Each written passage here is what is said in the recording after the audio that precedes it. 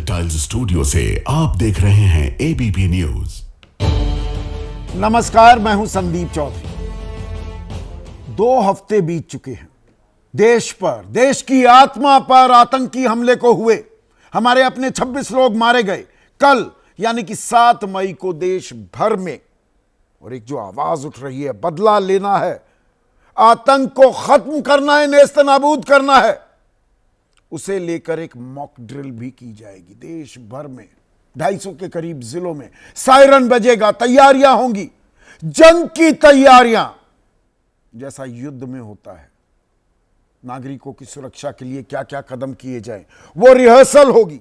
ये रिहर्सल है, असल में नहीं होगा, लेकिन असल की ड्रिल भी करती दिखाई दी है एक सूबे की पुलिस। मैं बिहार की बात कर रहा हूं। बिहार पुलिस वो लाठियां भांजती हुई दिखाई दी, डंडे मारती हुई, गोडे तोड़ती हुई, घुटने तोड़ती हुई, घायल करती हुई अभ्यर्थियों को, किसी आतंकी को नहीं, किसी दुर्दांत अपराधी को नहीं, गुंडों को नहीं, आम अभ्यर्थी, एक नौकरी की दरकार, शिक्षक बनने का सपना लिए हुए लोग परीक्षा दे रहे थे। परीक्षा के नतीजे भी आए। कुछ छात्र 2-2, 3-3 जगह से उन्होंने परीक्षा दी थी, वो सब जगह से उत्तीर्ण हो गए, तो वो जगह तो खाली होनी थी। तो यही 10 से 15 हजार जगह जो पद रिक्त थे कि भाई इन्हें भर दीजिए, तो सप्लीमेंट्री रिजल्ट की घोषणा कर दीजिए। बहुत ही सामान्य सी, साधारण सी मांग। और घेराव किया मुख्यमंत्री आवास का, तो बदले में क्या मिला? डंडे। गाड़ियों में से खींच खींच कर महिलाओं को निकाल दिया गया। लाठी डंडे की मार है, नीतीश कुमार है। यह हाल है क्या बिहार का? आपकी राय, आपके सुझाव और आपके सवाल, जो अब सीधा सवाल के अहम हिस्सा बन चुके हैं, उनका रहेगा इंतजार। इस बेहद ही गंभीर मसले पर, यह देश की आने वाली पौध, हमारे डेमोग्राफिक डिविडेंड से जुड़ा मसला है। और रोजगार हाथ में नहीं होगा तो विश्व गुरु कैसे बनेंगे? ये डेमोग्राफिक लायबिलिटी तो नहीं बन जाएंगे हमारे देश के युवा। आज मैं सीधा सवाल में बात करने वाला हूं बिहार की। बिहार के लोग बेहद ही काबिल होते हैं, टैलेंट पूल जबरदस्त है। जो कठिन से कठिन परीक्षाएं होती हैं, आईआईटी हो, आईएम्स के इम्तिहान हो, एम्स के, मेडिकल के इम्तिहान हो, यूपीएससी हो, सिविल सर्विस, आईएएस, आईपीएस, भरमार। जहां देखो आप बिहारी अपनी काबिलियत का डंका गाड़ते हुए दिखाई देंगे। और उसी बिहार में 6 महीने भी नहीं बचे, विधानसभा चुनाव भी होने वाले हैं। लेकिन सड़कों पर संग्राम किस बात को लेकर हो रहा है? रोजगार को लेकर, एक अदद नौकरी को लेकर। यह तस्वीरें मैं आपको दिखा रहा हूं राजधानी पटना की, मुख्यमंत्री आवास के बाहर की। यहां पर अभ्यर्थी, वो शिक्षक बनना चाहते थे, टीचर, 1ली से 12वीं क्लास, और इसके लिए परीक्षाएं कराई गई। बीपीएससी शिक्षा भर्ती 3रा चरण, कक्षा 1 से 12 के लिए 66,000 अभ्यर्थियों का रिजल्ट आया। अब रिजल्ट में यह पता लगा कि कुछ अभ्यर्थियों ने 2-3 जगह से पर्चा भर रखा था, पर्चा दिया था और सिलेक्ट भी हो गए। तो ये 10-15 हजार नौकरियां, ये पद खाली रह गए। तो इन अभ्यर्थियों की मांग क्या थी? बहुत ही छोटी सी मांग कि भाई पद खाली पड़े रह जाते हैं, पहले भी ऐसा होता आया है। जो रिजल्ट है वो तो निकाल दिया आपने, जो सिलेक्टेड हुए, अब सप्लीमेंट्री रिजल्ट भी निकाल दो। वो 10-15 हजार जो कतार में जो बाकी बचे हुए हैं, उनको भी नौकरी मिल जाएगी। पर सुनवाई नहीं हुई। बिहार में बहार है, नीतीश कुमार है, विकास की बहार, सुशासन की बहार। नीतीश कुमार आंख नाक कान सब बंद करके बैठे हुए, अभ्यर्थियों से बात करने की जहमत नहीं उठाई, उनकी बात अनसुनी कर दी। और फिर क्या हुआ? ये तो बड़ी सामान्य सी तस्वीरें आपको लग रही हैं। अब मैं पलट पलट कर जब आपको तस्वीरें दिखाऊंगा, गाड़ी में बैठी हुई है महिला, पुलिस उसको खींच कर निकाल रही है। देश में तो हम मॉक ड्रिल करेंगे कल युद्ध की तैयारियों की, यहां पुलिस अपने ही नागरिकों पर डंडे बरसा रही है, मानो ये अपराधी हो, ये गुंडे हो, गैर कानूनी कोई मांग कर रहे हो। यहां कहा क्या जा रहा है कि भाई जो ये मुख्यमंत्री आवास है, ये इलाका, यहां पर आप प्रदर्शन नहीं कर सकते, ये प्रतिबंधित इलाका है। तो गर्दनी बाग चले गए, वहां पर पुलिस ने दौड़ा दौड़ा कर पीटा, खूब लाठियां भांजी, और हम मॉक ड्रिल कर रहे हैं, ये बात मैं फिर से दोहरा रहा हूं। लेकिन इस ड्रिल में माहिर हो गई है, एक्सपर्ट हो गई है बिहार पुलिस। और ये मैं किस लिए कह रहा हूं, पिछले साल भी दिसंबर का ही महीना है, आखिरी महीना पिछले साल का, बिहार पब्लिक सर्विस कमीशन, इम्तिहान दोबारा हो जी, पर्चे लीक हो गए, धांधली हो रही थी, गड़बड़ झाला था, सड़कों पर उतर आए अभ्यर्थी। आपको पता होगा उस वक्त आरजेडी, जेडीयू और वो प्रशांत किशोर नई पार्टी बनाकर घूम रहे हैं, जनसुराज, उसको लेकर राजनीति भी हुई थी। 18 दिसंबर को पहला प्रदर्शन हुआ, फिर 25 दिसंबर को बीपीएससी के दफ्तर का घेराव किया, वहां पुलिस ने कार्रवाई की। लेकिन सारी हदें तो 29 दिसंबर को पार हुई, जब पटना के गांधी मैदान पर लाठियां बरसाई, जमकर लाठियां भांजी, बिहार पुलिस ने हाथ साफ किया, वाटर कैनन चलाए गए, ठिठुरती ठंड में छात्रों पर। अपने गिरेबान में झांकने को सरकार तैयार नहीं थी, क्यों गड़बड़ झाला हो रहा है, क्यों पर्चे लीक हो रहे हैं, मास्टरमाइंड कौन है, पकड़ में नहीं आते।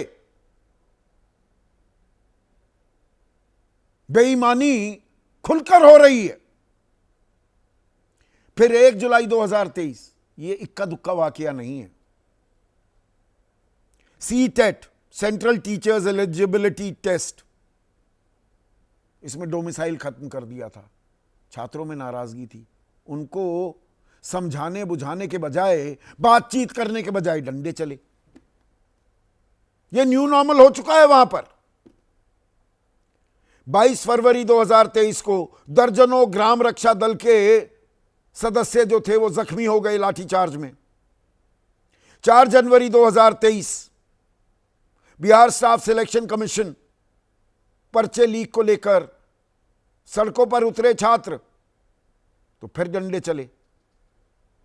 22 अगस्त 2022, 13 दिसंबर 2022 सीटेट टेट के अभ्यर्थियों पर लाठियां चली। बेरोजगारी का सवाल उठा अगस्त में 2022 में, तो लाठियां चली।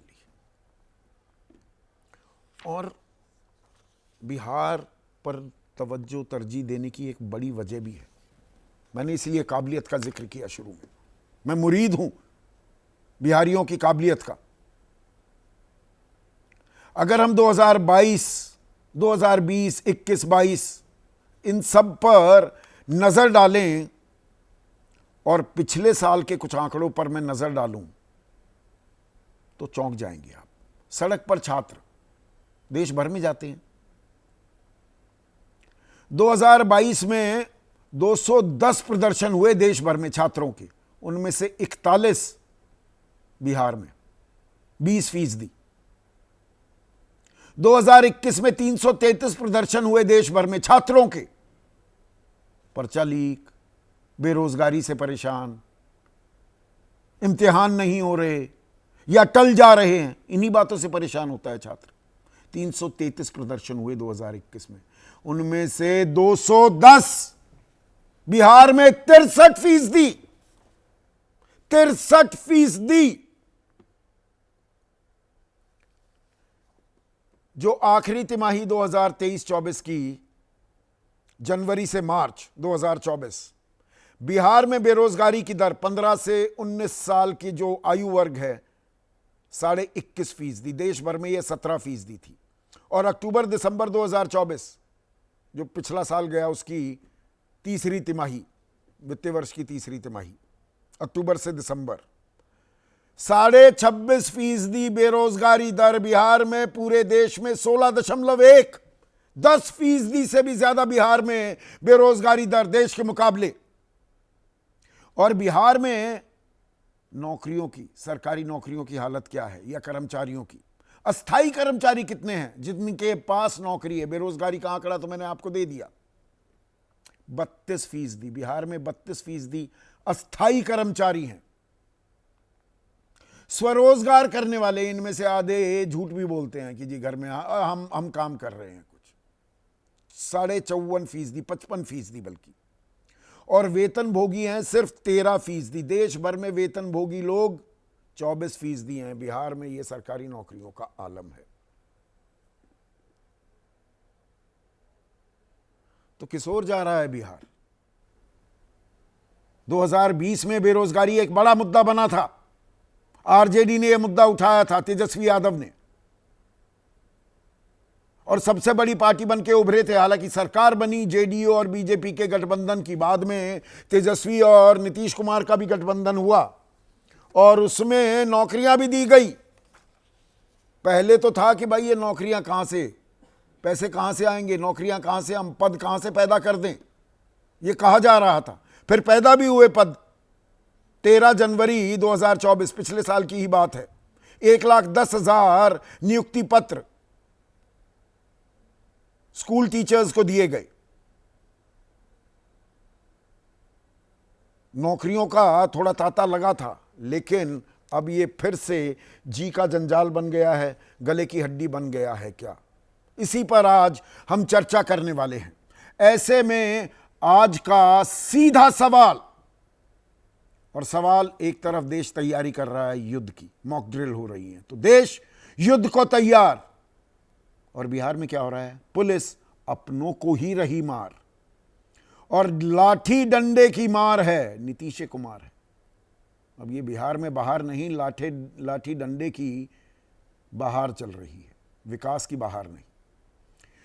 चर्चा में आज मेरे साथ बीजेपी की तरफ से प्रोफेसर सौरभ मालवीय, प्रोफेसर हैं, लखनऊ यूनिवर्सिटी में पढ़ाते हैं। अभिषेक झा, राष्ट्रीय प्रवक्ता हैं जेडीयू के। और अभिषेक के बारे में आपको मैं बताना चाहूँगा, अभ्यर्थियों की जब बात होती है, ये बहुत से अभ्यर्थियों को ट्रेन भी करते हैं, उनको कोचिंग देते हैं, नेक काम करते हैं, पर सरकार क्या ये नेक काम कर रही है? आज अभिषेक से ये बात मैं करने वाला हूँ। आरजेडी की युवा प्रवक्ता हैं, राष्ट्रीय प्रवक्ता कंचना यादव। कांग्रेस के राष्ट्रीय प्रवक्ता राजेश राठौड़। एक और प्रोफेसर है मेरे साथ, राजनीतिक विश्लेषक हैं जाने माने, प्रोफेसर संजय कुमार। और वरिष्ठ पत्रकार, दशकों से बिहार में क्या कुछ हो रहा है उसकी नब्ज टटोलते रहते हैं, कन्हैया भिल्लारी भी मेरे साथ चर्चा में जुड़ गए। तो अभिषेक, देश तो मॉक ड्रिल कर रहा है, युद्ध की तैयारियां कर रहा है, वो तो मॉक ड्रिल है, असल युद्ध नहीं हुआ। आपकी पुलिस तो असल की ड्रिल कर रही है, पूरी एक्सपर्ट हो गई है डंडे भाजने में, लाठी से पिटाई करने में, घुटने तोड़ने में। संदीप जी, जो तस्वीरें सामने आई हैं दुखद है, दुर्भाग्यपूर्ण है, और हम सब जानते हैं कि लोकतंत्र में हर किसी के पास अधिकार है अपनी बात को रखने का, किसी भी मांग को उठाने। हमारे जो TRE 3 के अभ्यर्थी हैं उनकी कुछ मांगे हैं, कुछ बातें हैं, शिक्षा विभाग के सामने सब कुछ है, और हमें लगता है कि हर किसी को संयम का परिचय देना चाहिए। आंदोलन करने के लिए, धरना देने के लिए स्थल चिन्हित है। कई बार ऐसा होता है कि लोग उत्तेजित हो जाते हैं, क्योंकि ये जो भी अभ्यर्थी हैं ये हमारी पूंजी है, बिहार के भविष्य में, और ये उत्तेजित हो जाते हैं, या कई बार इनको उत्तेजित किया जाता है साजिशन, और प्रतिबंधित क्षेत्र में ये प्रवेश कर जाते हैं। आप जानते हैं संदीप जी, आपने बिहार को बहुत नजदीक से कवर किया है। जिस जगह पर ये घटना घटी है, मुख्यमंत्री आवास है और सामने राजभवन है, प्रतिबंधित क्षेत्र होता है, वहां आप धरना प्रदर्शन आंदोलन नहीं कर सकते हैं। पुलिस ने बल प्रयोग किया है ताकि तो मतलब कानून का घोर उल्लंघन कर दिया इन अभ्यर्थियों ने, और मुख्यमंत्री ना हो गए, राजा हो गए।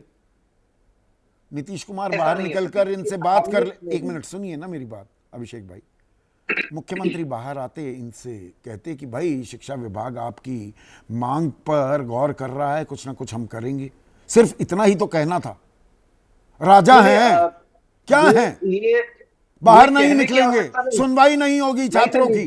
संदीप जी, सुनवाई कैसे नहीं होगी? ये बिहार की सरकार है जहां सुनवाई भी होती है और कार्रवाई भी होती है, कई बार बिना मांग उठाए भी कार्रवाई होती है।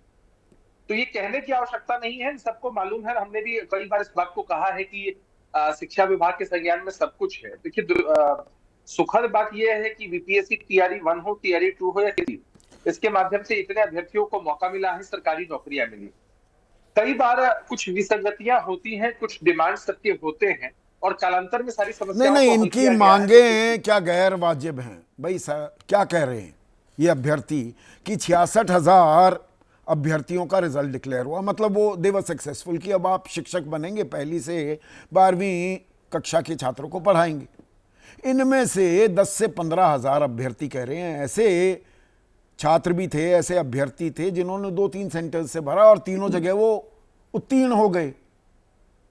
तो भाई सप्लीमेंट्री रिजल्ट भी निकाल दो, वो 10-15,000 जो पद है, पहले भी ऐसे ही पद खाली पड़े रह जाते हैं, इस बार भी ना हो ऐसा, हमारा भी नंबर आ जाए। कुछ गैर वाजिब मांग कर रहे हैं क्या? संदीप जी, हमने क्या कहा कि उनकी भावनाओं को हम समझते हैं और उनकी भावनाओं की कद्र भी है, उनकी मांग की भी कद्र है। और शिक्षा विभाग के सामने सब कुछ है। अभी आपने देखा है कि ट्रांसफर करने में कितने सारे शिक्षक थे, सबको ऐच्छिक स्थानांतरण चाहिए, जिसके लिए पॉलिसी बनाई गई और चरणबद्ध तरीके से ट्रांसफर हो रहा है। इसको लेके भी एक एजिटेशन और एक बेचैनी सभी शिक्षकों के मन में होगी, लेकिन कालांतर में सब कुछ सॉल्व हो रहा है। तो हमने क्या कहा है? हमने ये तो नहीं कहा कि उनकी मांग नाजायज है, हमने ये तो नहीं कहा कि सरकार उस पर विचार नहीं करेगी, हमने ये भी तो नहीं ये कहा कि सरकार उसको नहीं किसके मानेगी। आदेश पर ये लाठियां बांधी जाती हैं? तो जो होता क्या है, मैं आपको बताता हूँ संदीप जी, ये आदेश वाला सेगमेंट नहीं होता है। दुखद ये होता है कि हमारे विपक्ष के जो साथी हैं वो इस तरह की आग में खूब घी डालते हैं, खूब तेल डालते हैं, ताकि राजनीतिक रोटी सेक सके। अच्छा, और ये कई राजनीतिक बार रोटियां सेकने के लिए भड़काया जा रहा है, इनकी मांगे गैर वाजिब है। मैं आपको नहीं नहीं नहीं, मांगे एकदम वाजिब है, सही तरीके से वो अपनी बात को रखे कहें। अभी जो आरजेडी के लोग चिल्लाएंगे उनसे जरा बस एक बार ये पूछ लीजिएगा कि 10 अगस्त 2022 से लेके 28 जनवरी 2024 तक, चाहे वो 29 दिसंबर 2024 हो, 13 जुलाई, 11 जुलाई, 4 जनवरी, 1 जुलाई, मेरे पास पूरा डाटा, इन सब समय भी अलग अलग संगठनों ने मांग की थी, अलग अलग पॉलिटिकल पार्टीज ने मांग की थी, और इनको लेकर के बल प्रयोग करना पड़ा ताकि स्थिति नियंत्रण में आ सके। वैसी परिस्थिति में यही हमारे विपक्ष के साथी आरजेडी के जो लोग हैं, वो सब के सब लोग डिफेंड कर रहे थे कि सरकार क्या करेगी, भाई प्रतिबंधित क्षेत्र में घुसना उचित नहीं है। देखिए, तो मतलब जो होता है बिहार के बारे में आप टैगलाइन बनाते थे, वो नारे बुलंद करते थे, वो नैरेटिव गढ़ते थे, बिहार में बहार है, वो मतलब विकास की, सुशासन की बहार, बिहार में बहार है, नीतीश कुमार है। अब अगर मैं पूछ रहा हूं ये बात कि लाठी डंडे की मार है, नीतीश कुमार है, ये हाल हो गया बिहार का। नौकरियों की बहार है, नीतीश कुमार है, हर घर में रोजगार है, नीतीश कुमार है, और विकास की सरकार है, इसलिए नीतीश कुमार है। और ये हर घर में नौकरी है बिहार में। ये जो ताजा आंकड़ा ministry of statistics and planning, Bharat सरकार का ये आंकड़ा है, अक्टूबर दिसंबर 2024 बेरोजगारी की दर बिहार में 26.4%, पूरे देश में 16.1%, 10% ज्यादा। संदीप जी, बिहार का जो जनसंख्या घनत्व है वो भी आपको मालूम है, बिहार में कितने रिसोर्सेज रहे हैं वो भी सब जानते हैं। नीतीश जी को जैसा बिहार मिला, उससे प्रोग्रेसिव सोच के साथ किस दिशा में लेकर ये रिकॉर्ड कब तक चलाते रहोगे? 20 साल से मुख्यमंत्री हैं नीतीश कुमार, 20 साल। अगले 5 वर्ष स्वर्णिम साबित होंगे। अच्छा, अगले, बस आगे की बात करते रहो। अरे भाई, 20 साल में क्या किया? 20 साल में वेतन भोगी कर्मचारी देश भर में 24% हैं औसत, बिहार में 13%। नौकरी ही नहीं है बिहार में। किसने कहा संदीप जी? ये सरकार का आंकड़ा है। नहीं, बिहार का जो मॉडल है ना, मैं आपको बताता हूँ। अगर आप सरकारी नौकरियों की बात करेंगे और आप सिर्फ हमारे इन 5 सालों के कार्यकाल को जरा एनालाइज कर लीजिए, 6 लाख के आसपास तो सिर्फ सरकारी नौकरियां शिक्षकों के मद में दी गई है। उसके अलावा भी कई डिपार्टमेंट्स हैं जिनमें सरकारी नौकरियां मिली। आज बिहार इनमें में से ऐसा बहुत कौन सा सारी शहर है नौकरियां जहाँ तो जब आपने आरजेडी के साथ गठबंधन सरकार बनाई उसके बाद ये नौकरियां सृजित होने लगी। उससे पहले तो कहते थे नौकरियां कहां से पैदा कर लें, कहां से नहीं, पैसे कहां से आएंगे। नीतीश कुमार ऑन रिकॉर्ड है ना इस बात को लेकर। मुख्यमंत्री कौन है? तो क्या करें, हम जमीन लिखवा करके नौकरी दे? तेजस्वी जी के मॉडल को अपना लें या रजत के मॉडल को हम अपना लें? और समझना ये संदीप जी कि हम जहां खड़े हैं उससे ज्यादा जरूरी है कि हम किस दिशा में बढ़ रहे हैं। हमारी सोच प्रोग्रेसिव है और दिशा प्रोग्रेसिव है। इतने लाखों की तादाद में सरकारी नौकरियां देना कोई आम बात नहीं है। आप लोगों ने कवर किया है किस तरह से गांधी मैदान में लाखों की तादाद में नियुक्ति पत्र बांटे जाते हैं। कभी उनके घर में सर्वे करके देखिए, बिहार का ऐसा कोई पंचायत नहीं है जहां सरकारी नौकरियों के माध्यम से लोगों के घरों में, परिवारों में खुशियां नहीं आई। ये भी एक बड़ा दृश्य है। हमें लगता है कि उस बड़े दृश्य का प्रक्षेप करके हम लोग जो अपवाद होते हैं उनको लड़ाई ये अपवाद है या ये न्यू नॉर्मल है? लाठी भांजना, ये ड्रिल, ये तो मतलब इसमें अभ्यस्त हो चुकी है, इसमें एक्सपर्ट हो गई है। ये पिछले साल दिसंबर, अभी कितने दिन हुए हैं अभिषेक, 4-5 महीने पहले की बात है। वो 18, 25, 29 दिसंबर पटना में क्या हुआ, हमने बहुत सारे कार्यक्रम किए थे। राजनीति अपनी जगह है पर पुलिस तब भी ऐसे ही डंडे भाजती हुई दिखाई दी थी। और क्या कह रहे थे, क्या कह रहे थे अभ्यर्थी? अरे भाई तमाशा बन गया था बीपीएससी के इम्तिहान, सारे पर्चे लीक हो रहे थे, छोटी मछली पकड़ रहे थे, बड़ी मछली आप पकड़ नहीं रहे थे, बेईमानी की इंतहा हो रही थी और चल रही थी लाठियां अभ्यर्थियों पर। मैं जवाब देता हूं संदीप जी। हमें लगता है संदीप जी की ये नैरेटिव बीपीएससी की परीक्षा के बारे में उचित नहीं है। सरकार हर संभव जांच के लिए तैयार थी, आयोग के पास पूरा मामला था, हर कुछ का पटाक्षेप हुआ है। जब भी इस तरह की घटनाएं घटी हैं आरोपियों को जेल भी भेजा गया है। और मुद्दा यह है कि खुशियों का एक बड़ा अंबार इस बिहार के अंदर इस सरकार ने दिया।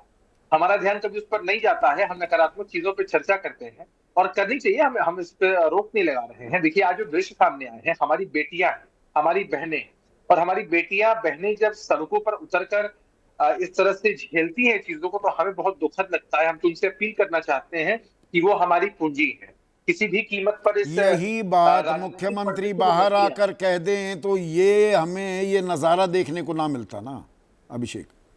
मुख्यमंत्री के प्रतिनिधि के रूप में, पार्टी के प्रवक्ता के रूप में बार बार हम लोग विभिन्न प्लेटफॉर्म्स पर यही कह रहे हैं संदीप जी कि जो कुछ हुआ है वो दुखद है। और हमारे लिए क्योंकि जो भी हल्का बल प्रयोग किया गया या लोगों को वहां से तितर बितर किया गया, कानून व्यवस्था बनी रहे, कल हो की कुछ अगर अनहोनी हो जाएगी तो यही आप डिबेट कर रहे होंगे कि वहां पर पुलिस के लोग, प्रशासन के लोग इतने सक्षम आम आदमी के साथ कोई भी अनहोनी हो जाए, नेता ये नेता नहीं राजा हैं, इनके साथ कोई अनहोनी नहीं होनी चाहिए। कंचना यादव एक सेकंड अभिषेक जी बोलिए। अनहोनी की बात नहीं कर रहा हूँ। हमारी कोई बहन है, कोई बेटी है, इस तरह के दृश्यों में गिर जाती है, चोटिल हो जाती है, कुछ भी हो जाता है तो बड़ी अनहोनी होती है। इसके घर में चीजें गुजरती है, उनको मालूम चलता है। तो हम नहीं चाहते कि कोई संयम खोए। हमारी पुनः सबसे हाथ जोड़कर अपील आपके माध्यम से है कि संयम का परिचय दे। सरकार आपके साथ है, सरकार आपको अपनी पूंजी मानती है। कंचना, अभिषेक कह रहे हैं नौकरियों की बहार है बिहार में, ये राजनीति कर रहे हैं, आप लोगों को भड़का रहे हैं, अपनी रोटियां सेक रहे हैं, छात्रों की गुस्से की आग भड़काकर। देखिए संदीप जी, अभी तो मैं जदयू के प्रवक्ता को सुन रही हूँ, ऐसा लग रहा है कि भावुक होने के अलावा उनके पास और कोई जवाब है ही नहीं।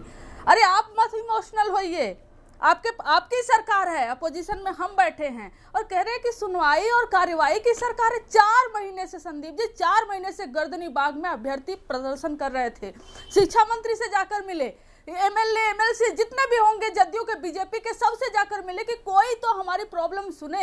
एक अभ्यर्थी और एक परिणाम हो कि अगर एक अभ्यर्थी 3-4 पदों पर क्लियर करता है एग्जाम तो उसको एक पद पर वो ज्वाइन करके बाकी जो पदें खाली होंगी सप्लीमेंट्री रिजल्ट निकालकर बाकी पीछे जो बच्चे हैं उनको ज्वाइन करवाया जाए। क्या सरकार 4 महीने में इतना छोटा सा भी काम नहीं कर पाई? ये भावुक होंगे, इनका काम है जवाब देना, भावुक होना इनका काम नहीं है। भावुक होना हमारा काम है, हम अपोजिशन में बैठे हुए हैं और हम क्या भावुक होना आपका काम है या लोगों को भड़काना, छात्रों को भड़काना? अभिषेक कह रहे हैं कि 6 लाख नौकरियां सृजित की हैं, दिखाए एक भी एविडेंस ये लेकर आए दिखाएं कि जहां हम जाकर लोगों को भड़का रहे होंगे। हाँ, प्रशांत किशोर पांडे जरूर गए थे भड़काने, डाइवर्ट करने, पूरे आंदोलन को उन्होंने डाइवर्ट किया, लेकिन हम भड़काए नहीं थे। हम हमेशा साथ में खड़े थे और तेजस्वी जी ने लेटर भी लिखा नीतीश कुमार जी को, लेकिन एक भी जवाब नहीं। आखिर में नीतीश कुमार जी है कहां पर? उनकी भी कोई जिम्मेदारी है, लॉ एंड ऑर्डर उनके हाथ में है। अगर बच्चों पर लाठीचार्ज होता है तो डायरेक्ट कोई रिस्पांसिबल होता है तो मुख्यमंत्री नीतीश कुमार जी हैं, क्योंकि वो गृह मंत्री भी हैं। और पुलिस तो प्रतिबंधित क्षेत्र में क्यों जाएंगे छात्र? गर्दनी बाग में आप प्रदर्शन कर सकते हैं, जो मुख्यमंत्री का आवास है उसका घेराव करके आप वहां पर जाने की जरूरत क्या होती है? ये आ बैल मुझे मार वाली बात है। फिर डंडे पड़ेंगे तो कहेंगे डंडे मारे जा रहे हैं।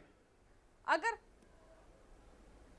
अभ्यर्थियों के अगर आप बैनर पे जो लिखा है वो पढ़ेंगे कि सप्लीमेंट्री रिजल्ट दो या फांसी दो, क्या बचता है उनके पास? उनके पास ये नहीं बचता है कि हम उस एरिया में जाएंगे तो हम पर लाठीचार्ज होगा। 4 महीने से अगर गर्दनी बाग में बैठे हुए और आपके एक भी मंत्री, एजुकेशन मिनिस्टर से लेकर आपके मुख्यमंत्री तक अगर फ्री नहीं होते कि बच्चों से बात कर ले, तो मजबूर है, फांसी लेने पर भी मजबूर है। वो कह रहे हैं कि हमें जेल में डाल दो या हमें नौकरी दो। इससे क्या बचता है बच्चों के पास? उनको यह फर्क नहीं पड़ता कि उस एरिया में जाएंगे तो हम पर लाठीचार्ज होगा। वो लौट कर आ रहे थे, जब लौट कर आ रहे थे तब उन पर लाठीचार्ज हुआ संदीप जी। जब उनको रोका गया वो लौट कर आने लगे। क्या मुख्यमंत्री जी के पास 5 मिनट के लिए भी टाइम नहीं है कि आकर मिल लें? क्या उनके पास ये नहीं का आश्वासन दे दे कि ठीक है हम इस पर काम करेंगे? 4 महीने बीत गए और इतना ही नहीं, गेस्ट फैकल्टी जो पढ़ाते थे 15-20 साल से जो पढ़ाते थे, जब परमानेंट भर्ती हुआ 5000 से ज्यादा, वो प्रदर्शन कर रहे थे कि हमें भी यहाँ पर परमानेंट किया जाए। 15-20 साल से पढ़ा रहे हैं वो, उन पर भी लाठीचार्ज हुआ है। इनके पास क्या है? लाठीचार्ज है सिर्फ। ये डबल इंजन की सरकार नहीं, लाठीचार्ज की सरकार हो गई, डंडे की सरकार हो गई। कहते हैं ना कि हमारे पास इतनी महिला पुलिस है, पुरुष से ज्यादा। पर क्या आप ये राजनीति कर रही हैं, ये भावनाएं भड़काकर छात्रों की, युवाओं की? क्योंकि 2020 में भी जो युवा वर्ग था, 18 से 29 साल आयु वर्ग जो थी, उसमें एक मिनट सुनिए ना, ये बताना भी जरूरी है दर्शकों को, वहां पर आरजेडी, जेडीयू और बीजेपी से ज्यादा युवाओं के वोट हासिल करती दिखाई दी थी। ये कैचमेंट एरिया दिखाई दे रहा है कि और 29 साल वाला अब 34 का भी हो गया होगा। तो आप जानबूझकर आग भड़का रहे हैं क्या? देखिए, हम राइट के साथ खड़े हैं। हम जो स्टूडेंट का राइट्स है, जो युवा चाहते हैं, हम उनके साथ खड़े हैं। अगर इनको लगता है कि हम राजनीति करते हैं तो हम मान लेते हैं कि हम राजनीति करते हैं और हम करेंगे राजनीति। अगर युवाओं पर बात करना, अभ्यर्थियों के साथ खड़े होना, उनके हक के लिए, उनके राइट्स के लिए अगर लड़ना अगर राजनीति है तो हम शौक से इस राजनीति को करेंगे। और लोगों के जमीन के टुकड़े, प्लॉट अपने नाम पे करवा लेना और फिर सरकारी नौकरियां देना, इसको क्या नाम देंगी आप? यही तो कर रहे थे ना लालू प्रसाद यादव। इनको ये आज से कह रहे हैं नहीं, ये 20 साल से 25 साल से न जाने कब से यही बात चिल्ला रही है। प्रूफ तो कुछ कर नहीं पाए। प्रूफ करिए ना, और आपका जो काम है वो करिए। जेल जाना पड़ा है लालू प्रसाद यादव को, जमानत पर बाहर हैं। जमानत पर बाहर, ये हेल्थ इशू पे कहते हैं ना, हेल्थ इशू पर नहीं है। वो आधे से ज्यादा जो सजा थी उसको काट चुके थे, इसलिए लालू जी बाहर है। एक फेक प्रोपेगेंडा ये चलाते, इनके पास जब कुछ नहीं बचता तो ये आ जाएंगे 1990 के दौर में। देखो लालू यादव, वो तो चारा घोटाले को अभी, आप क्या कर रहे हैं? लैंड फॉर जॉब में तो अभी आपकी कानूनी दिक्कतें अभी खत्म कहां हुई हैं? वो परेशानियां तो मुंह बाय खड़ी है ना कंचना। अभी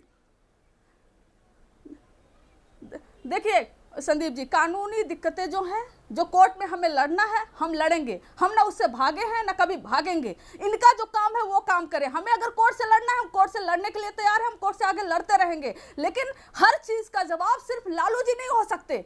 आज अगर लाठीचार्ज हुआ है, एक लड़की का गला दबाया गया, एक विकलांग को पुलिस ने पीटा है, तो इसका जवाब लालू जी नहीं हो सकते। इसका जवाब आपको देना होगा, इसका जवाब प्रशासन को देना होगा, इसका जवाब मुख्यमंत्री जी को देना होगा। आपने बोला ना अभी कि किधर जा रहा है बिहार, किधर जा रहा है बिहार, इसका जवाब देंगे नीतीश कुमार। नीतीश कुमार जी 20 साल से सत्ता में बैठे हुए, जवाब हम दें, जवाब लालू प्रसाद यादव जी दे, जवाब तेजस्वी यादव जी दे। ठीक है, आप ये सवाल जो पूछ रही हैं सौरभ, एक सेकंड, सौरभ मालवीय है, किधर जा रहा है बिहार, जवाब देंगे नीतीश कुमार।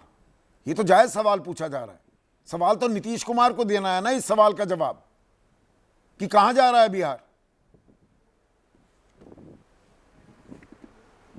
बिल्कुल संदीप जी, देखिए किसी भी समाज या राज्य या देश कहें, उसकी विकास की प्रक्रिया में शिक्षा का बहुत महत्वपूर्ण योगदान होता है। शिक्षा के बिना वह विकसित नहीं हो पाएगा, उसकी संकल्पना अधूरी रह जाती है।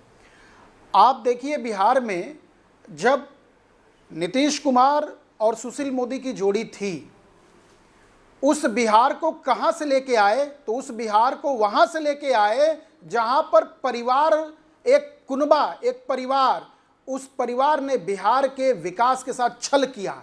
उस छल से बाहर निकाल के इन दो लोगों की जोड़ी ने एक नया संकल्पना दी थी। आपको भी, हम सब भी देश के लोग जानते हैं इस बात को कि बिहार के लोग पूरे देश में अलग अलग हिस्सों में आके छोटी छोटी नौकरियां करते।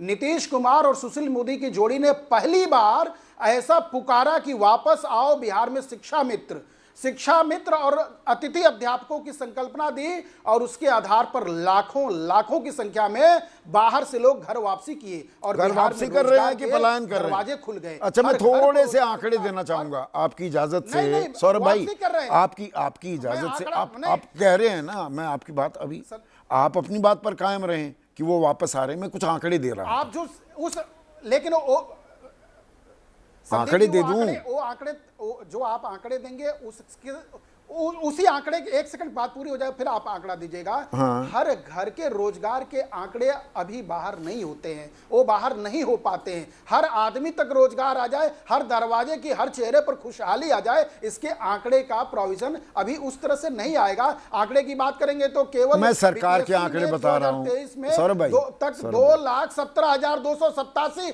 नौकरियां दी हैं शिक्षा विभाग में, केवल बीपीएससी। अच्छा, अब सुनेंगे, अब सुन तो लीजिए, अरे सुन तो लीजिए, अरे हुजूर सुन तो लीजिए। सरकार का आंकड़ा है मल्टी डायमेंशनल पॉवर्टी इंडेक्स, केंद्र सरकार बनाती है ना, नीति आयोग। 52% जनसंख्या बिहार की गरीबी रेखा के नीचे है, 52%। मल्टी डायमेंशनल पॉवर्टी इंडेक्स जो है, प्रति व्यक्ति आय बिहार में 66,828 रुपए है। देश में सबसे कम, यानी कि सबसे ज्यादा गरीब बिहार में है, सबसे ज्यादा अशिक्षित बिहार में है, सबसे ज्यादा बुरा हाल दूसरे नंबर पर देश में स्वास्थ्य के मामले में बिहार। एक सुनिए ना प्लीज, देखिए मैंने आपकी बात सुनी, सुन तो लीजिए। विदेशी निवेश बिहार में कुल मिलाकर 1,649 करोड़, 1650 करोड़ रुपए आया है विदेशी निवेश। 0.08% देश में जो निवेश हुआ है। बिहार का कर्जा 625% बढ़ गया है, 6.25 गुना हो गया है। बिहार में पुलिस में कुल पद हैं 1,44,350। बेरोजगारी की जो बात कर रही थी उस पर आ रहा हूं। मौजूदा स्थिति 1,02,664 पद, यानी कि 29%, 41,686 पद खाली पड़े हुए। बीपीआरडी का आंकड़ा है, बिहार का आंकड़ा है। और आखिरी आंकड़ा, आंकड़े बहुत हैं पर थोड़ा सा इसको कम रखता हूं। बिहार में डॉक्टर कुल पद हैं सरकारी डॉक्टरों के 1,046, और मौजूदा स्थिति कितने डॉक्टर हैं बिहार में सरकारी? 209। 837 पद, 80% पद, 10 में से 8 सरकारी डॉक्टरों के पद खाली पड़े हैं। कमाल कर दिया है बिहार में। यही कह रहे थे ना आप? नहीं, बिल्कुल संदीप जी, ये आंकड़े आपके मेरे उत्तर को बढ़ा रहा है। अच्छा कर दिया आपने ये आंकड़े देके। आप उस बिहार के उस आंकड़े को की कल्पना करिए जहां पर बिहार में घर से निकलना मुश्किल था, जहां पर दुकान खोलते ही शटर गिरा के अंदर गाड़ियां लेके चले जाते थे राजनीतिक दल के सफेद कुर्ताधारी लोग और परिवार के लोग। वो कौन लोग थे? जो, मैं चारे की बात नहीं कर रहा हूं, कि मैं किसी अन्य चीजों की बात नहीं कर रहा हूं, मैं तो पिता, पुत्र, पत्नी, भाई, भतीजा की परिवार की और उनकी बदमाशी, इसलिए नीतीश कुमार में भरोसा जाहिर किया। ठीक कह रहे हैं आप सौरभ भाई, ठीक कह रहे हैं। पर एक चीज का ध्यान रखिएगा, 2005 में जब नीतीश कुमार मुख्यमंत्री बने थे, और लगातार जो ये 20 साल से मुख्यमंत्री हैं, जो 18 साल का युवा था, बालिग, सुनिए ना, 2005 से, अरे आप सुनते नहीं, देखिए 18 साल का जो बालिग युवा था वो 38 साल का हो चुका है अब। तो ये सारी नौकरी और वो सब, 38 साल के बाद तो कोई नौकरी नहीं लगती सरकारी, नहीं लगती ना, गलत तो नहीं कह रहा हूं। नहीं, तो भी विकास हालत दर क्या है? देखिए, संदीप जी आप नहीं, संदीप जी आप प्रश्न का उत्तर ले लीजिए। और ठीक, ये आंकड़े जरूरी हैं आपने जो रखा, और मैं तो एक कह रहा हूं कि आप एक प्रकार से 20 साल की रिपोर्ट कार्ड बता दिए। यह विकास के कारण ही इस प्रतिशत पर हम आए हैं। बिहार में जब सुशील मोदी और नीतीश जी की जोड़ी थी, आज बीजेपी के साथ वहां सम्राट चौधरी के साथ कार्य करने की जोड़ी है। इस आम आदमी के सपनों को पंख भरने का कार्य इन 20 वर्षों में, जो 60 वर्षों की उनके जो वेतन भोगी कर्मचारी हैं, मतलब सैलरीड कर्मचारी बिहार में 13%। वहां कोई फैक्ट्री वगैरह तो है नहीं। जो निवेश भी हुआ है 1.3%। कोई फैक्ट्री लगाने को तैयार नहीं। एक मिनट सुनिए ना, 13% वेतन भोगी कर्मचारी बिहार में, और देश का औसत है 24%। अस्थाई कर्मचारी 32% है बिहार में। स्वरोजगार 54%। स्वरोजगार का आपको पता है, ये खामखा का ढकोसला है। स्वरोजगार होता क्या है? इनमें से आधे तो बेरोजगार होते हैं। गलत तो नहीं कह रहा हूं मैं सौरभ भाई? बिहार की जीडीपी, नहीं संदीप जी, अभिषेक बता भी रहे थे कि देखिए, बिहार, हर राज्य की अपनी भौगोलिक स्थिति होती है, और सरकार की एक लिमिटेशन है कि कितनी गवर्नमेंट जॉब दे सकते हैं। लेकिन बिहार में स्वरोजगार ने ही बिहार के विकास का रास्ता खोला है। आज सभी को स्वरोजगार के लिए सर्वाधिक ऋण उपलब्ध कराने वाला बिहार है। आप तो इसके साथ तो मैं ये कहूंगा कि पूरे देश में कोई सर्वसुलभ मुख्यमंत्री है तो नीतीश का दरवाजा है वो। बिहार के मुख्यमंत्री आम जन के लिए दरवाजे 24 घंटा खोले हैं। ये केवल भारत में एक राज्य है जो सर्वसुलभ मुख्यमंत्री है, और आम जन के लिए, जिसके कारण आप 20 वर्षों का परिणाम अभ्यर्थियों से मिल लेते हैं। ये लाठियां बांधने के बजाय प्रेम है। वो अपने किले में राजा की तरह बंद क्यों बैठे हैं? नहीं, वो तो समय आएगा, उसके बारे में अभी बता भी रहे थे, अभिषेक बता भी रहे थे। उस बात क्लियर हो गई है कि सरकार बहुत संवेदनशील है, और इस तरह की चीजें जहां भी हो रही है, सरकार इसके लिए निगरानी कमेटी, व्यक्तिगत मिलना और संबंधित व्यक्तियों को लगाए हैं। बात करेंगे, कर ही रहे हैं। अच्छा, बात हो रही है, जैसे दिसंबर में बात हो रही थी बीपीएससी एग्जाम के लीक की, पर्चे लीक की बात।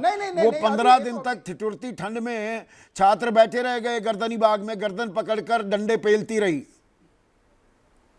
सरकार। यही कर रही थी ना संदीप जी। बस एक बात मैं ये कहूंगा कि बिहार के विकास का जो गला घोटने का और छलावा करने का काम घर परिवार की पार्टी ने की है, बिहार को गर्त में ढकेलने का काम पूरे विश्व के 20 साल हो गए भाई। घूसखोर और बदनामी करने के चंद परिवार के लोगों ने किया है, उससे बिहार निकल चुका है। और बिहार की सड़कों को देखिए, बिहार की रक्षा सुरक्षा को देखिए, बिहार के विकास को देखिए, तो वहां आमजन बड़े अरे भाई 20 साल की उम्र में जो बच्चा, नवजात बच्चा 20 साल की उम्र में बालिग हो जाता है, वोट भी दे सकता है, नौकरी भी पा सकता है। बालिग कब होगा बिहार सही मायने में? मैंने तो कहा कि बिहारियों की काबिलियत का मैं मुरीद हूं। मुझे देखिए, नई रोशनी की तरफ बिहार देख रहा है, नई रोशनी की तरफ दिख रहा है, बिहार आगे बढ़ रहा है। राजेश, नई रोशनी की तरफ बिहार देख रहा है, और लोग अब पलायन करने के बजाय वापस आ रहे हैं। आप बिल्कुल ही गलत तस्वीर पेश कर रहे हैं बिहार की। संदीप जी, हम लोग रोज कुछ ना कुछ शो करते रहते हैं। कभी कभी ऐसा शो मिलता है जब हम जन मुद्दों पे शो करते हैं।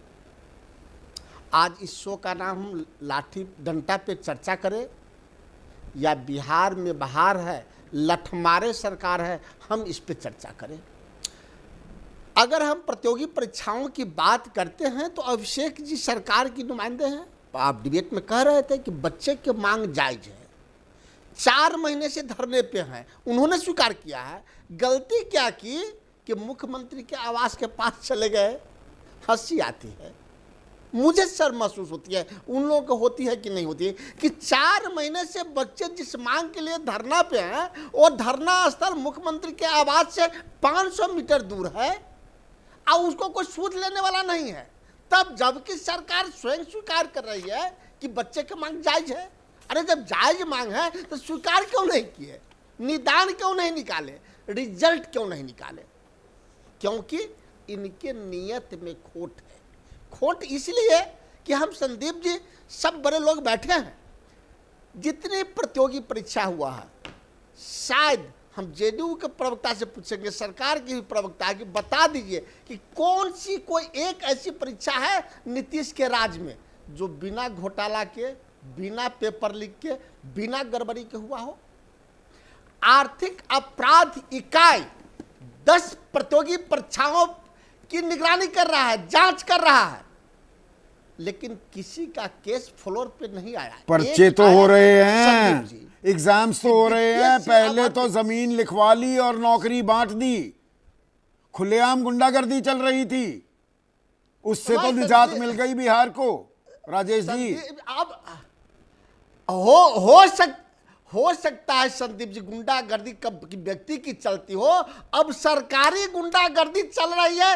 ये मैं कह रहा हूं कि एक बीपीएससी परीक्षा की जांच आपराधिक इकाई ने की, जांच की कॉपी सार्वजनिक नहीं हुई, वो पटल पे है और वो अखबारों में आया कि उस जांच के दायरे में अनेक डीएसपी और डिप्टी कलेक्टर हैं, जो आज के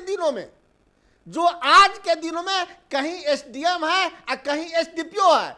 क्यों नहीं उसको निलंबित किया गया, क्यों नहीं उसको जेल में रखा गया, फिर जांच हो? इसलिए नहीं कि जो डिप्टी कलेक्टर हैं, जो डीएसपी हैं, उनके घर में बड़े ओहदे पे पहले से आईएएस और आईपीएस है। सौरभ मैं मालवीय नाम तो के दावा साथ ये कहता कर हूं, रहे हैं पलायन डंके थम के चोट गया पे है, कहता हूं, सरकार में ही- उल्टा सरकार में प्रोसेस शुरू हो हिम्मत गया है। है। बिहार के लोग वापस बिहार में आकर नौकरियां कर रहे हैं और बिहार को और मजबूत बनाने की कवायद शुरू हो गई है।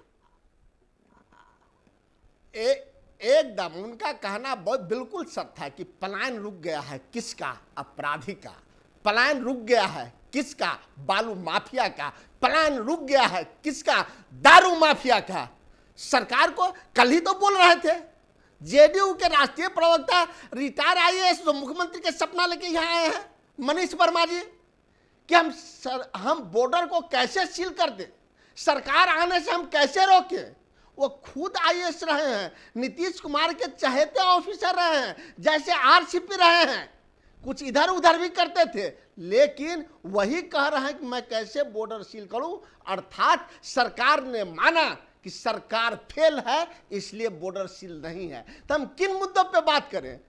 और अगर पुलिस पेपर लीक हुआ, पुलिस की बहाली में गड़बड़ी हुई, सिंघल साहब डीजीपी थे, वो उसके चेयरमैन थे, उनसे पूछताछ की गई, उनको जेल क्यों नहीं भेजा जा रहा है? उनके नीचे कौन दोषी है? इसकी जांच नहीं होगी। अगर जांच होगी तो मामला जाएगा मुख्यमंत्री आवास तक। ठीक इसलिए है, उसकी पर जांच जो नहीं मूल होती है। सवाल संदीप है, जी, एक इससे मिनट, अलग एक हम मिनट। एक नई बात कहते हैं। ठीक है राजेश भाई, प्रोफेसर संजय, मूल सवाल तो ये है, और यहाँ पर ये अभिषेक ने भी माना, विपक्ष भी आरोप लगा रहा है कि जो ये टीचर रिक्रूटमेंट एग्जाम चरण 3 जो है, इसमें भाई सप्लीमेंट्री रिजल्ट भी डिक्लेयर कर दो। 10-15 हज़ार लोग, वो कई नियुक्तियां हो गई या कई जगह से उन्होंने भरा, वो सक्सेसफुल हो गए, तो वो 66,000 नहीं 50,000 की नौकरी लगी है, 10-15 हज़ार अभी खाली पड़े हुए हैं।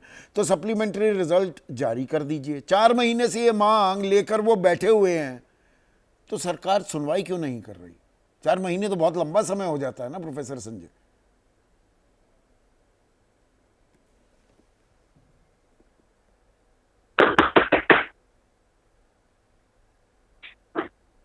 प्रोफेसर साहब, आवाज आ रही है आपको? को पहले समझने की जरूरत पड़ेगी। नहीं, आपके कनेक्शन में जी, दिक्कत आ रही है। क्या? कन्हैया मेरी कन्हैया आवाज बिल्लारी, आ रही आप इस सवाल का जवाब दीजिए। प्रोफेसर साहब के पास मैं जाता हूं, कनेक्शन ठीक कीजिए इनका पीसीआर।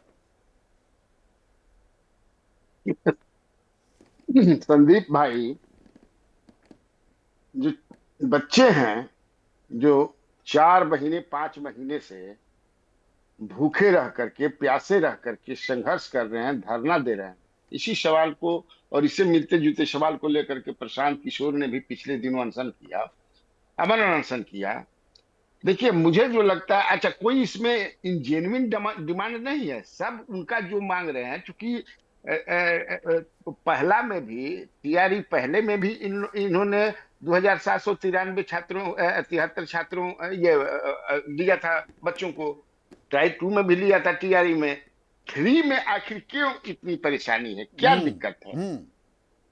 जबकि मंत्री ने भी 25 तारीख को, पिछले 25 तारीख को, मुझे लगता है 25 मार्च अप्रैल की, उन्होंने पत्र लिखा था कि इसमें कोई दिक्कत नहीं है। तो क्या आखिर दिक्कत है? मुझे जो लगता है कि सरकार के पास, अब हम ज्यादा बोलेंगे तो अभिषेक भाई जो बैठे हुए हैं कहेंगे कि ये राजद के आदमी है। 2005 चुनाव से पहले लालू जी कहते थे कि ये खाटी नीतीश का आदमी है। अब ये कह रहे हैं कि हम लालू के आदमी। अरे आप वो छोड़िए ना, राजनेता पत्रकारों पर लानत मलानत करते रहते हैं आजकल। वैसे दुविधा ये भी हो गई है, बहुत से पत्रकार भी पार्टियों के साथ जुड़ने लगे हैं, उनकी बोली बोलने लगे हैं। तो चलिए, ये भी एक युग है पत्रकारिता का। तो हाँ, नहीं, इनको पता नहीं हुआ कि मिट्टी टू मॉल घोटाला मैंने ही उद्भेदन किया था और लालू जी को बड़ी परेशानी हुई थी। सरकार 2017 में चली गई थी और नीतीश जी ने हमसे कहा था कि लालू जी के सामने मत जाइएगा, बड़ी बिगड़े हुए हैं आप पर, क्या क्या आप करते रहते हैं। खैर, मुझे जो लगता है कि अब ये पहले सोचिए कि ये जो मुद्दा है बच्चों वाला, ये वोट कितना इनको देगा, इनके वोट में बढ़ोतरी कितनी होगी, ये सबसे। देखिए, चुनावी वर्ष है और ये केंद्र सरकार ने जनगणना, जातीय जनगणना की घोषणा करके तो सब नेता ये कह रहे हैं कि मास्टर स्ट्रोक मार दिया केंद्र सरकार ने, मोदी जी ने मास्टर स्ट्रोक मार दिया बिहार को ध्यान में रखते हुए। अब है कहां 2025 फिर नीतीश। मुझे लगता है कि अब इसको हम मुगालता कहें या जो भी कहें, इसी में अपना है, इसलिए कुछ नहीं, मुझे एक बात बताइए, आपने चुनाव का जब जिक्र कर दिया, 6 महीने के भीतर चुनाव होने वाले हैं, बेरोजगारी एक बड़ा मुद्दा है, तो सरकार अनसुनी क्यों कर रही है? एक राजा की तरह अपने महल में चुपचाप क्यों बैठे हुए हैं नीतीश? ये तो मतलब it flies in the face of common sense, Kanhaiya भाई। नहीं तो क्या, नहीं तो क्या होगा? जातीय आधार पर जब सोच डेवलप करेगा, जातीय जनगणना हमारी हो ही जाएगी, हम जात के आधार पर सबको अपना वोट दे लेंगे। ये क्या है? कितने लड़के हैं, कितना कर रहे हैं? 2-4-5 हजार के लिए कर रहे हैं, करते रहें।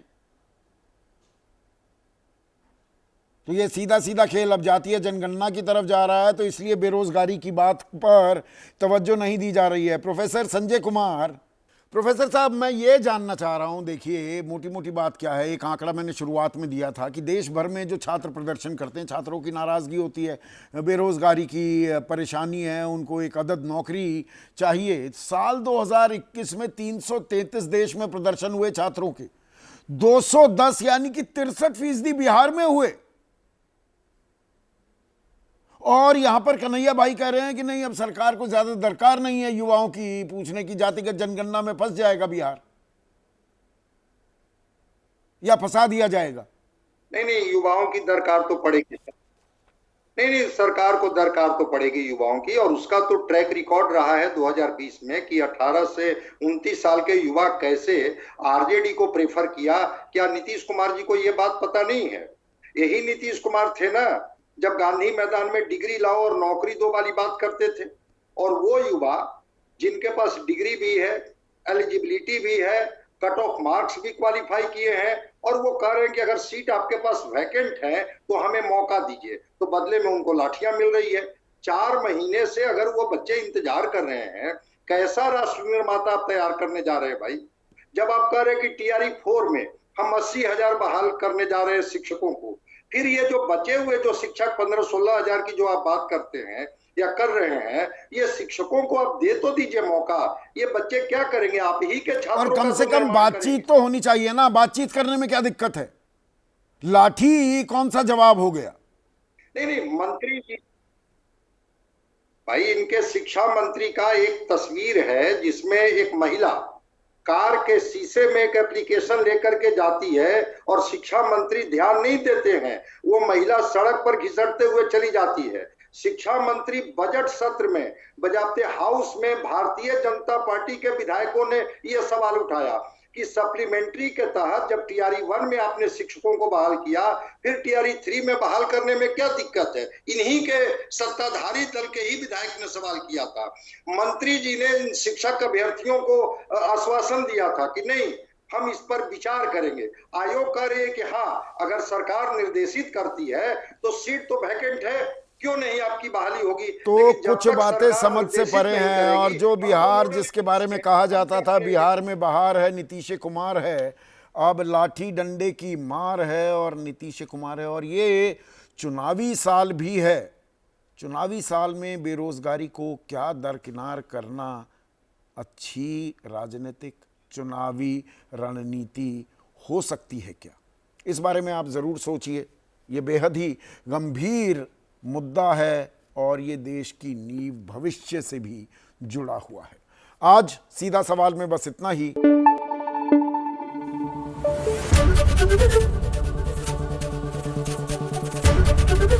एबीपी न्यूज आपको रखे आगे।